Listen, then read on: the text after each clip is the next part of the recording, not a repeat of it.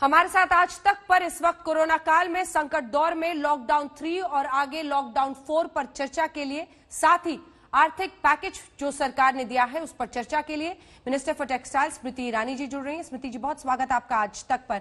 मेरा पहला सवाल आपसे यही कि जिस मंत्रालय से आप जुड़ी हुई हैं और जिस तरह से देश आगे बढ़ रहा है, आर्थिक पैकेज का ऐलान किया गया है, कौन सी ऐसी बड़ी बातें हैं जिसके जरिए हम ये माने कि अर्थव्यवस्था वापस पटरी पर लौटने पर या फिर प्रवासी मजदूरों के लिए, किसानों के लिए, रेहड़ी पटरी वालों के लिए मदद का हाथ इस आर्थिक पैकेज के जरिए पहुंचेगा? स्मृति जी। 20 लाख करोड़ का एक पैकेज जब घोषित होता है 130 करोड़ की जनता वाले देश में, तो कई इस प्रकार की उम्मीदें जगती हैं, चाहे वो किसान के संदर्भ में हो, चाहे वो हाथगाड़ी के हमारे विक्रेता हो, चाहे वो हमारी सेल्फ हेल्प ग्रुप की बहनें हो, चाहे वो एमएसएमई का सेगमेंट हो, चाहे वो हाउसिंग हो, चाहे वो डिस्कॉम हो। अंजना जी, इसमें सबसे पहले मैं आपको याद दिलाना चाहूंगी कि जब लॉकडाउन की घोषणा हुई थी तब सरकार की प्राथमिकता थी कि जो गरीब है वो भूखा न सोए, इसीलिए 1,70,000 करोड़ का एक पैकेज प्रधानमंत्री गरीब कल्याण योजना के तहत घोषित किया गया। 3 महीने का राशन 80 करोड़ नागरिकों तक पहुंचाने का प्रयास भारत सरकार ने किया। उसमें प्रदेश की सरकारों का सहयोग मिला। साथ ही सरकार ने 20 करोड़ महिलाओं को देश में उनके बैंक के खाते में 3 महीने तक डीबीटी के माध्यम से पैसा पहुंचाया। चाहे वो दिव्यांग हो या वरिष्ठ नागरिक, हर खेमे, हर तबके का ख्याल प्रधानमंत्री गरीब कल्याण योजना के तहत रखा गया।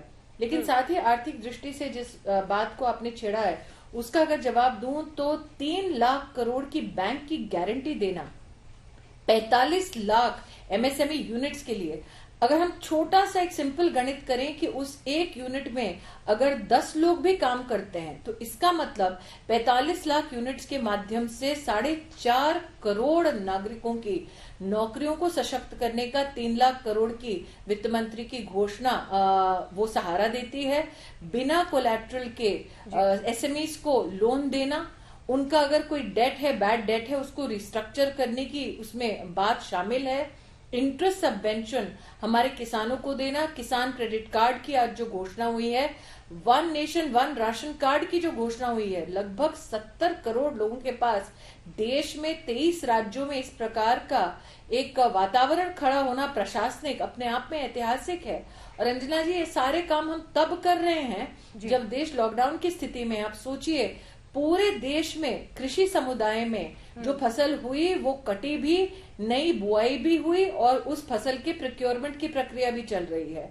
तो कहीं ना कहीं आर्थिक गतिविधि, चाहे वो एसएमई हो या चाहे वो तहसील लेवल की इकोनॉमी हो, जिसमें स्ट्रीट वेंडर का भी, सड़क पर सामान बेचने वाले की भी चिंता, मुद्रा की जो सबसे छोटा तबका है लोन का, शिशु लोन, उसकी भी चिंता, तो देश के हर आयाम, हर व्यक्ति, हर वर्ग के लिए ये पैकेज उपयोगी होगा, जो कुल औसत जिसकी 20 लाख करोड़ है। जी, प्रधानमंत्री ने लेकिन जब इस आर्थिक पैकेज का ऐलान किया तो उन्होंने सबसे पहले आत्मनिर्भरता अभियान का जिक्र किया। उन्होंने बताया कि कैसे इस संकट को हम अवसर में बदल सकते हैं। उन्होंने पीपीई किट्स का जिक्र किया, उन्होंने N95 मास्क जो हम बना रहे हैं, जो पीपीई किट हम एक भी नहीं बनाते थे देश में, वो अब हम रोजाना 2 लाख के आसपास बना रहे हैं। आपके मंत्रालय का भी इसमें योगदान रहा है। ये स्वदेशी का मंत्र, ये कैसे वाकई, क्योंकि ये सुनने में बड़ा, और हर हिंदुस्तानी की यही महत्वाकांक्षा है, अंदर की उम्मीदें हैं कि किसी तरह से हम मैन्युफैक्चरिंग हब बन जाए, किसी तरह से हम अपने आप को विश्व में ऐसे स्थापित करें कि हम ही सेंटर है मैन्युफैक्चरिंग के। ये एक उम्मीद बनी है, ये कैसे मुमकिन हो पाएगा, कैसे आगे बढ़े? देखिए, वर्षों से एक ये चर्चा होती थी कि हिंदुस्तान में अगर कुछ सामान आया, रॉ मटेरियल आया, तो चलें उसको एक असेंबली की दृष्टि से देखा जाए। हिंदुस्तान खुद इतना आत्मनिर्भर क्या हो सकता है कि 0 से लेके 10 तक जितनी सप्लाई चेन की जरूरत है, वो सारी जरूरतें प्लस साइंटिफिक कंपोनेंट मिलाकर एक product uniquely make in India बनाए। अब लोग अक्सर ये सोचते हैं कि जब लॉकडाउन नहीं था अंजना जी, तब भी लोगों को लगता था कि टर्न अराउंड टाइम जो होता है साइंटिफिक कम्युनिटी का, अथवा एक बार आप एक साइंटिफिक स्पेसिमेन तैयार भी कर लेते हैं तो वो कॉस्ट इफेक्टिव नहीं हो पाता। आपने पीपीई का उल्लेख किया, उससे थोड़ा पहले मैं ले जाती हूँ, हाइड्रोक्सी क्लोरोक्वीन की पूरे विश्व में दरकार हुई। हिंदुस्तान दुनिया का फार्मेसी बन गया। कुछ लोगों को ये चिंता थी क्या हमारे पास पर्याप्त है। आज हालत यह है कि 60 से ज्यादा राष्ट्रों में हमने हाइड्रोक्सी क्लोरोक्वीन मानवता के आधार पर पहुंचाए। उनके लिए हिंदुस्तान सहारा बना। जहां तक पीपीई किट्स की बात है, इस देश में एक भी नहीं बनता था। इस देश में लगभग सालाना 50,000 पीपीई किट इंपोर्ट होता था। देश की इतनी दरकार हुआ करती थी और लोगों का यह मानना था कि जो उसका मटेरियल है, मेडिकल मटेरियल है, वो हिंदुस्तान में इतना बन नहीं सकता। बन भी गया तो स्टिच नहीं हो सकता, स्टिच हो भी गया तो इंटरनेशनल स्टैंडर्ड्स के अनुकूल नहीं होगा। 1 मार्च को एक भी पीपीई किट का ना होना, और आज जब मैं आपसे बात कर रही हूं, दिन के 3 लाख पीपीई किट्स हमारे देश में हमारी ही कंपनियां, हमारे ही लेबर, हमारा ही स्टिचिंग सिस्टम्स, हमारी ही साइंटिफिक कम्युनिटी, ये लोग बना रहे हैं। देश में मार्च के महीने में पहले 10 दिन में एक ही लैब हुआ करती थी कोयम्बटूर में। आज डीआरडीओ, ऑर्डिनेंस फैक्ट्री की लैब्स रीऑर्गेनाइज हुई हैं ताकि पीपीई किट्स के अगर सैंपल्स इंडस्ट्री देती है तो उनका टेस्टिंग में कोई गतिरोध ना आए। आज मुझे एक हिंदुस्तानी होने के नाते लॉकडाउन में शायद विश्व की एक ही इकोनॉमी है जिसमें 0 से एक इंडस्ट्री पनपी, और आज 1.5-2 महीने बाद उस इंडस्ट्री की वैल्यू 7 से 8,000 करोड़ की है। जहां एक भी नई कंपनी थी, आज 200 से ज्यादा कंपनियां हैं। और अभी भी मैं उन कंपनियों को नहीं गिन रही हूं जिनके सैंपल देश के 9 लैब्स में वर्तमान में टेस्टिंग स्टेज पर हैं। तो आप सोचिए आगामी 10, 15, 20 दिन में हम 200 कंपनियां तक हैं, हम 300, 400 तक पहुंच सकते हैं। यह संभावना एक लॉकडाउन की स्थिति में सिर्फ हिंदुस्तान में ही हमने राष्ट्र के सामने और विश्व के सामने प्रस्तुत की है। लेकिन और ये भी कह दूं अंजना जी, जो इंपोर्ट होते था उसकी कीमत और जो आज बनता है उसकी कीमत में जमीन आसमान का फर्क है। और हमारी क्वालिटी हिंदुस्तान की बेहतर है इंपोर्टेड मटेरियल से। वो 2,200 रुपए का मिलता था, हम 600 रुपए में बनाकर हमारे डॉक्टर्स को दे रहे हैं। लेकिन स्वदेशी को और भी बल मिले, इसके लिए आर्थिक गतिविधियों का इन तमाम कुटीर और लघु उद्योगों में जरूरी हो जाएगा। तो क्या आप ये मानती हैं कि 17 मई के बाद हम वाकई इस तरह की सुगबुगाहट देखेंगे? राजस्थान ने आज कई बाजार खोल दिए हैं, कई जगह आर्थिक गतिविधियां शुरू हो रही हैं। क्या आपका भी ये मानना है कि 18 मई के बाद हम तमाम सुरक्षाओं को नजर में रखते हुए धीरे धीरे आर्थिक गतिविधियां शुरू करें? पीपीई की जो आप कहानी कह रहे हैं अंजना जी, वो सारी सुविधाओं और सारे जो कानून हैं, सारी जो सोशल डिस्टेंसिंग की मर्यादाएं हैं, सैनिटाइजेशन की मर्यादाएं हैं, उसको कड़े लॉकडाउन के वक्त हमने कर दिखाया है। तो आज मेरी आशा ये है कि जब हम कड़े लॉकडाउन के वक्त इतनी बड़ी इंडस्ट्री खड़े कर सकते हैं 1 महीने की अवधि में, तो आगामी समय में जैसे प्रधानमंत्री जी ने कहा कि हमारा न्यू नॉर्मल ये होगा कि सोशल डिस्टेंसिंग का हमें पालन करना पड़ेगा। मास्क चेहरे पे वो सिर्फ N95 के ना हो, अगर रेगुलर मास्क भी, फेस कवर अगर हम इस्तेमाल करें तो वो भी हमारे जीवन का एक अभिन्न अंग बनेगा कुछ समय के लिए। आज आपसे वार्ता करते वक्त मेरे चेहरे पर जो मास्क है वो कोई N95 का मास्क नहीं है, क्योंकि मैं एक ऐसे जोन में नहीं हूं वर्तमान में जहां पर कोई अफेक्टेड हो। लेकिन ये कपड़ा एक वीवर, एक बुनकर का कपड़ा है जिसको सिला है एक महिला सेल्फ हेल्प ग्रुप ने। इसका मतलब हमारी आर्थिक व्यवस्थाओं में 3-4 अलग अलग छंद एक नए सवेरे की तलाश में कुछ नई उपलब्धियां प्राप्त कर सकती हैं। और बुनकरों का आपने जिक्र किया, आपके मंत्रालय से जुड़े हुए हैं। आपको लगता है कि एमएसएमई क्षेत्र में जो ये फायदे पहुंचाए गए हैं वो उन बुनकरों की भी जिंदगी में थोड़ी रोशनी भरेगा? बुनकर अंजना जी जुड़ा होता है मुद्रा योजना से। कोविड से पहले भी हमने कोशिश की थी कि बुनकर मुद्रा योजना से जुड़े, तत्पश्चात उसके जीवन में क्या आर्थिक सुधार आया है उसकी भी हम पुष्टि करें। और मुझे कहते हुए प्रसन्नता है कि जिन जिन बुनकरों को हमने मुद्रा योजना से जोड़ा उनकी आय में 50 से 60% की बढ़ोतरी हुई। और आज वित्त मंत्री जी ने जो विशेष मुद्रा योजना में शिशु का जो एक सेगमेंट है उसके संदर्भ में जो घोषणा की है, मुझे लगता है वो धरातल के इसी प्रकार के हमारे नागरिक की बहुत बड़ी सहायता करेगा, उसका बहुत बड़ा सहारा बनेगा। लेकिन टेक्सटाइल एक ऐसा सेक्टर है अंजना जी, जो सिर्फ बुनकर को या बड़ी इंडस्ट्री को इम्पैक्ट नहीं करता, हमारे फार्मर को भी, कृषि को भी इम्पैक्ट करता है।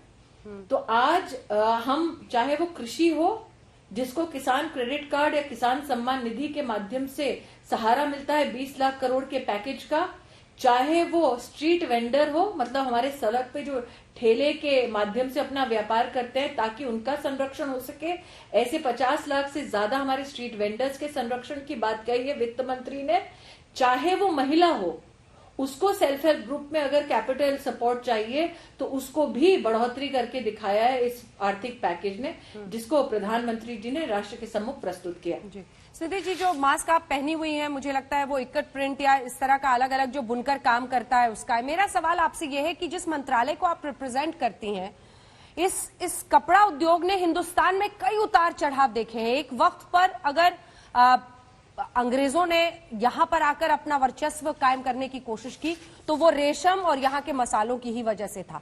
तो ये वो उद्योग है जिसको अभूतपूर्व जिसमें पोटेंशियल है, लेकिन अनदेखी होती चली गई और परिस्थितियां ऐसी बनी कि कई जगहों पर रॉ जो सस्ता चाइना सिल्क है वहां से आता हुआ, उसने हिंदुस्तान की उस बनारसी कपड़े को, उस सिल्क को जो यहाँ जिसके लिए हम मशहूर थे, उसको रिप्लेस कर दिया अपनी कीमत के जरिए या फिर अपने जल्दी जल्दी मैन्युफैक्चर करना, ज्यादा 1960 के दशक में जी उस वहां से हमें स्वदेशी की इस ताकत को 1960 के दशक में सिल्क वर्म्स हम जी मैं इसीलिए कह रही हूँ 1960 के दशक में हमारे यहाँ पर सिल्क वर्म्स लाए गए ताकि हमारी सिल्क की प्रोडक्शन की कैपेसिटी बढ़ाई जाए। आप सोचिए 1960 से लेकर 2014 तक इस सूक्ष्म एक विषय को अध्ययन के रूप में उठाया नहीं गया। हमने हमारी जो स्वदेशी सिल्क प्रोडक्शन है, कुकून है, उसके बारे में सेंट्रल सिल्क बोर्ड के माध्यम से काम किया। कई लोगों को ये लगता था कि आप सिल्क का धागा निकालने के लिए उसका इस्तेमाल कर सकते हैं। नॉर्थ ईस्ट में हमने बापू को समर्पित, गांधी जी को समर्पित अहिंसा सिल्क की बात की, जिसमें हम लोग उस वर्म को मारते नहीं हैं ताकि मार्केटिंग का वो एक नया आयाम बने। हमने हमारे सिल्क फार्मिंग कम्युनिटी को जाकर समझाया कि आप वो शेल फेंकिए मत, उस वेस्ट को भी फार्मास्यूटिकल और कॉस्मेटिक की कंपनियां उठाकर उसका इस्तेमाल करती हैं। तो इस प्रकार का एंगेजमेंट हम लोग निरंतर सेंट्रल सिल्क बोर्ड के माध्यम से कर रहे हैं। जूट की अगर मैं बात करूं आज, तो हमारा देश विश्व का सबसे बड़ा जूट प्रोड्यूसर है। 70% जूट बंगाल में उगता है और वहीं पर सबसे ज्यादा जूट की मिलें हैं पूरे देश की। जब हम लोगों ने मिलों से बात की, आप अगर अपने पत्रकारिता के जीवन के उन छंदों को याद करें, जब 2014 से पहले हर साल हर सीजन में जूट मिलों में स्ट्राइक होती थी क्योंकि वर्कर कहता था हमारा पैसा नहीं मिला। बहुत कम लोगों को शायद देश में पता है कि सरकार सालाना 5,500 करोड़ के जो हमारे जूट का गनी बैग है, खाद्यान्न की दृष्टि से उसको पैक करने का ऑर्डर देती है इंडस्ट्री को। और हमने इंडस्ट्री से कहा कि अगर भारत के टैक्स पेयर के पैसे से आपको सालाना ऑर्डर मिलता है तो अब इसी शर्त पर मिलेगा कि आप श्रमिक और किसान का पैसा पहले चुकाएं, तत्पश्चात ही आपको इस प्रकार के कामों में सहभागी होने का मौका मिलेगा। अब नोटिस कीजिए 2014-15 के बाद से स्ट्राइक्स इस प्रकार की होनी बंद हो गई क्योंकि भारत सरकार ने कहा श्रमिक को और किसान को उसका बकाया पहले दो और फिर आकर भारत सरकार के ऑर्डर्स लो। प्रधानमंत्री जी ने जो उल्लेख किया कि 200 करोड़ से कम का जो भी टेंडर होगा उसको हम लोकल कंपनीज को देंगे। इसका मतलब हम ये नहीं कहते हम प्रोटेक्शनिस्ट हो रहे हैं, लेकिन जब आर्थिक चुनौतियां पूरे विश्व को घेरती हैं तो प्रधानमंत्री जी जानते हैं कि हमारा दायित्व है कि हम पहले अपनी इंडस्ट्री, अपना एंटरप्राइज, अपने खुदरा व्यापारी को पहले मौका दें और हमारे नागरिकों के नौकरियों को संरक्षित करें। अब हमारा प्रयास होगा अंजना जी, सर्टिफाइड जूट सीड्स, मतलब आप जान के हैरान हो जाएंगी, बांग्लादेश जाती हैं और उससे बेहतर क्वालिटी की जूट बनती है। हमने बार बार प्रदेश सरकार में आग्रह किया, लेकिन अब हमने तय किया है कि अगर हमें इस आग्रह से आगे बढ़ना है, IITs के साथ मिलकर हम नेशनल जूट बोर्ड और जूट कॉर्पोरेशन ऑफ इंडिया के साथ मिलकर जूट के फार्मर को 4,500 मेट्रिक टन के सर्टिफाइड सीड की जरूरत है। नेशनल सीड कॉर्पोरेशन के साथ चर्चा करके उन तक वो अगले सीजन का सीड तो पहुंचाएंगे, लेकिन अगले सीजन तक का इंतजार नहीं करेंगे। अभी जूट की बुआई चल रही है, उनको रेटिंग के लिए सुविधाएं देनी है। वो सारी सुविधाएं भारत सरकार के चलते हम लोग हर जिले में पहुंचाने का प्रयास कर रहे हैं। जिले के और राज्य के प्रशासन के साथ मिलकर हमारा ये प्रयास रहेगा। तो जब हम टेक्सटाइल को देखते हैं, प्रधानमंत्री ने कहा है कि संकुचित सोच में मात्र कपड़े की दृष्टि से मत देखो, फार्म से फॉरेन की कल्पना को रखो, जो आज प्रधानमंत्री जी के नेतृत्व में फलीभूत हो रही है। बिल्कुल, और सक्रियता से ही ये सपना स्वदेशी का पूरा होगा। मेरा अगला सवाल आपसे लेकिन उस परिस्थिति को है जो हिंदुस्तान की राजनीति में लॉकडाउन में भी लॉक नहीं हुआ है। राहुल गांधी प्रधानमंत्री के नेतृत्व पर, मजदूरों पर को लेकर आपकी सरकार की संवेदनशीलता पर और साथ ही आर्थिक पैकेज पर पी चिदम्बरम का कहना है कि ये धोखा है आंखों का। क्या होगा आपका जवाब? मैं उसके संदर्भ में एक टिप्पणी करना चाहूंगी अंजना जी, आपकी अनुमति से। साल 2008 में जब आर्थिक संकट आया था देश में, तो तब की यूपीए सरकार, जिसकी कर्ता धर्ता श्रीमती सोनिया गांधी थी, उन लोगों ने कुछ पैकेजेस का अनाउंसमेंट किया, लेकिन वो पैकेज हमारे हिंदुस्तानी तक छोटे छोटे माध्यमों से पहुंचे, उसकी कोई व्यवस्था नहीं थी। मैं उदाहरण ही तो आपसे कहना चाहती हूँ, 90,000 करोड़ का डिस्कॉम का पैकेज वित्त मंत्री जी ने कल घोषित किया था। अगर आप उस पैकेज की पूरी डिस्क्रिप्शन को पढ़ें, विश्लेषण को पढ़ें, तो उसमें छंद है जो कहता है कि अगर ये डिस्कॉम्स बिजली कंपनियां 90,000 करोड़ रुपए का सहारा लेती हैं, तो अंतोगत्वा वो उस सहारे को कंज्यूमर तक, मतलब भारतीय नागरिक तक पहुंचाने की व्यवस्था करे। ये जो कंडीशनैलिटी है तब नहीं थी जब यूपीए की सरकार थी, ये अब है जब मोदी जी की सरकार है। तो वो लोग जो कहते हैं ना, हिंदी में कहावत है अंगूर खट्टे हैं, अब या तो आप खट्टे अंगूरों की चर्चा करें या फिर वो अंगूर कैसे पौष्टिक आहार बने किसी किसान के लिए, किसी गरीब परिवार के लिए, आप उसकी चिंता करें। तो मुझे लगता है अगर आप आर्थिक पैकेज की बात करेंगे तो सबसे ज्यादा जब लॉकडाउन की घोषणा हुई थी तब दरकार थी कि हर घर तक अनाज पहुंचे। 80 करोड़ परिवारों तक अनाज पहुंचाना टेक्सटाइल के साथ साथ मेरा सौभाग्य है कि महिला बाल विकास में भी काम करने का मुझे मौका मिला। लॉकडाउन के वक्त जो गर्भवती महिलाएं हैं, जो लैक्टेटिंग मदर्स हैं, दूध पिलाने वाली माताएं हैं, उनके घर तक अंजना जी जाकर हमारी आंगनबाड़ी की बहनों ने उनका टेक होम राशन जो आंगनबाड़ी में मिलता था, आंगनबाड़ी बंद था तो लोग सरकार तक नहीं पहुंच सकते थे, सरकार लोगों तक पहुंची। और आज हर राज्य का आंकड़ा आपको कहते हुए प्रसन्नचित हूं, 9 करोड़ से ज्यादा गर्भवती महिलाओं के घर तक राशन पहुंचाने का जो गरीब कल्याण योजना है उसके माध्यम से तो पहुंच ही रहा था, लेकिन एक विशेष प्रोटीन का आहार उस गर्भवती महिला तक पहुंचे, ऐसे देश की 9 करोड़ बहनों तक हमारी आंगनबाड़ी की बहनों ने पहुंचाया है। जी, चलते चलते एक आखिरी सवाल, एक छोटा सा उसका जवाब दे दीजिएगा आप, क्योंकि और ये हल्के नोट पर ये सवाल है, लॉकडाउन के दिन है और आप काफी एक्टिव है सोशल मीडिया पर, कुछ तस्वीरें डालती हैं, आपने पुराने अपने सीरियल का भी एक वीडियो डाला है। इस लॉकडाउन का अनुभव स्मृति ईरानी के लिए कैसा रहा? छोटा सा जवाब। मुझे लगता है इस लॉकडाउन में बहुत पुरुषों ने बर्तन मांजने सीख लिए, बहुत बेटों ने, भाइयों ने खाना पकाना सीख लिया, बहुत ऐसे लड़के हैं जिन्होंने घर में पोछा मारना सीख लिया। तो एक माँ होने के नाते मैं कहूंगी कि आज आपने लॉकडाउन में सीखा है, आगे भी घर में महिलाओं की इसी प्रकार से मदद करते रहिएगा। आपने अपने दूसरे मंत्रालय का भी हक इस लाइन के साथ अदा कर दिया। बहुत बहुत धन्यवाद आपका हमारे साथ केंद्रीय मंत्री स्मृति। मुझे लगता है जो गृहिणी अंजना जी इसे सुन रही हैं, हाँ। आज जो भी माँ गृहिणी आपको सुन रही है, उसकी भी अपने परिवार के भाइयों, बेटों और पतियों से यही अपेक्षा है कि आज तो आप बर्तन मांज रहे हैं, घर काम में हाथ बटा रहे हैं, लॉकडाउन के पश्चात भी इसी संवेदना के साथ घर की महिला का सम्मान भी करें और मदद भी करें। बहुत बहुत धन्यवाद आपका हमारे साथ जुड़ने के लिए।